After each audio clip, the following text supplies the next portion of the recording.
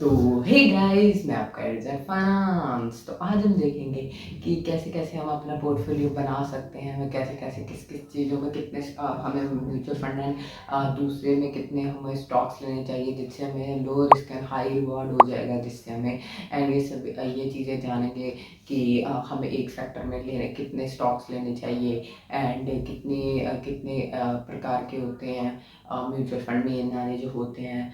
And हम ये जान भी लेंगे कि क्यों हमें एवरेजिंग नहीं करनी चाहिए। सभी कुछ इतनी सारा कुछ आपको ज्ञान सिर्फ एक वीडियो में मिलेगा। तो let's start the video guys.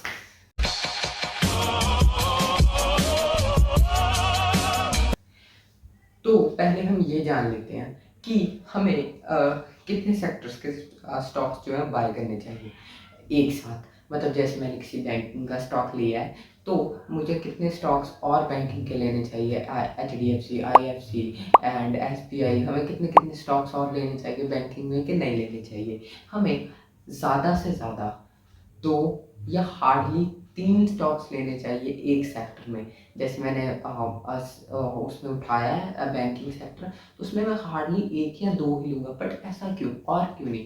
क्योंकि अगर बैंकिंग में कोई प्रॉब्लम आ जाती है, जैसे कोई बड़ी प्रॉब्लम आ जाती है रेपो रेट या कुछ और, या कोई क्राइसिस आ जाता है, ये बैंकिंग क्राइसिस कोई आ जाता है, तो मेरा जो एक बैंकिंग पे खतरा पड़ा है, दूसरी चीज़ों पे वो चीज़ ना, उसका सभी स्टॉकों पे ना पड़े। अगर सेक्टर पे कोई खतरा आ जाता है तो दैट्स वाई मैं आपको यही प्रेफर करूँगा कि आप एक एक सेक्टर में दो या तीन हार्डली स्टॉक्स लीजिए। इससे ज़्यादा लेंगे तो ये आपका रिस्क ही बढ़ाएगा और कुछ नहीं करेगा। एंड अब हम ये भी जान लेते हैं, बट ऐसा क्यों?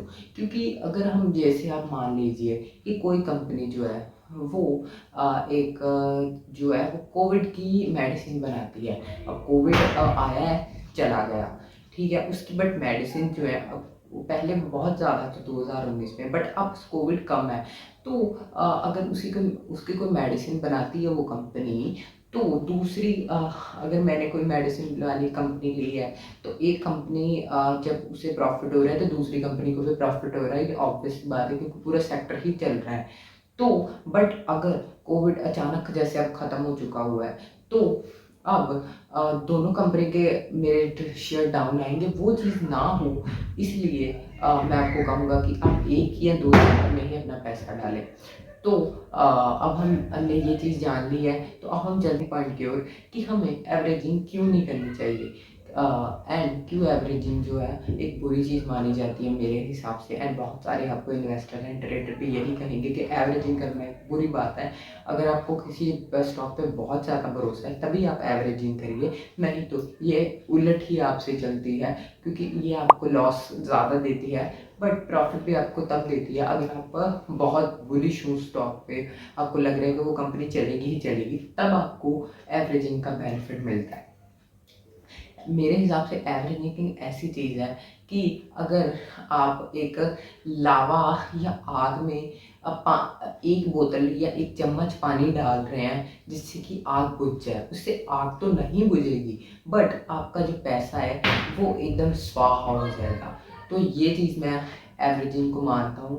अगर आप सभी स्टॉक्स में करेंगे, जैसे आपने कोई पेनी स्टॉक उठाया तो आप उसमें एवरेजिंग कर रहे हैं, अगर वो 40 से 35 आ गया तो उसमें आपको ही लॉस होगा। मैं तो यही आपको कहूँगा कि आप एवरेजिंग जो है इतनी ज़्यादा मत कीजिए जिससे कि आपको लॉस हो।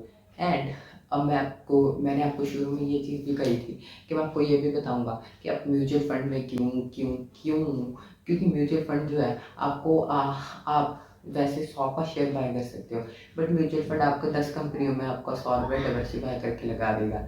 बट ये चीज़ तो है, बट मैं आपको ये भी आप म्यूचुअल फंड अगर आप किसी सेक्टर में आप मानते हो कि इसमें ग्रोथ चली गई है, अब ख़त्म होगी, क्योंकि टाइम टाइम के साथ जो है सेक्टर मार्केट अपने सेक्टर बदलती रहती है। जैसे पहले IT का आया था, अब EV या ग्रीन एनर्जी चल रही है। तो दैट्स वाई, क्योंकि अगर आप जैसे अब पेट्रोलियम पे काफ़ी लोग बेरिश चल रहे हैं, कह रहे हैं कि 5 साल तक पर जो है पेट्रोल ख़त्म ही हो जाएगा, 5 साल तक इंडिया में बैन हो जाएगा। तो इसी हिसाब से अगर ये चीज़ होती है तो इसमें आपको पेट्रोलियम में ऑब्वियसली बुलिश, आप बेरिश होंगे तभी ना।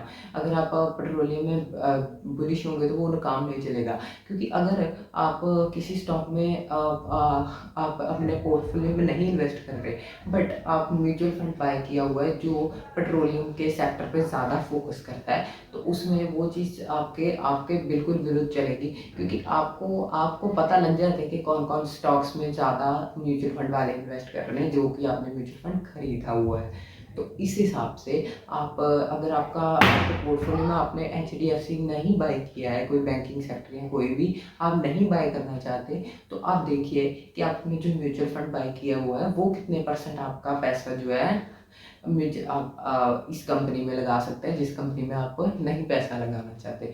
तो आप उसी हिसाब से बाय कीजिए अपना म्यूचुअल फंड। एंड ये जो म्यूचुअल फंड होते हैं ये भी 3 टाइप के होते हैं, इक्विटी, डेप्थ एंड हाइब्रिड।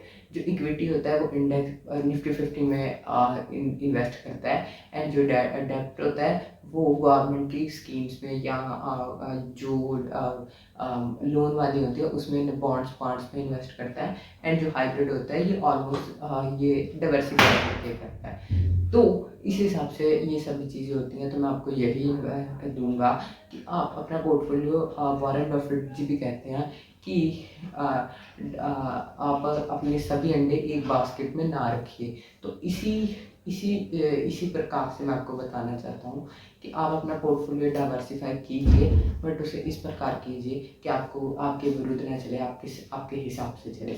तो thank you for watching guys.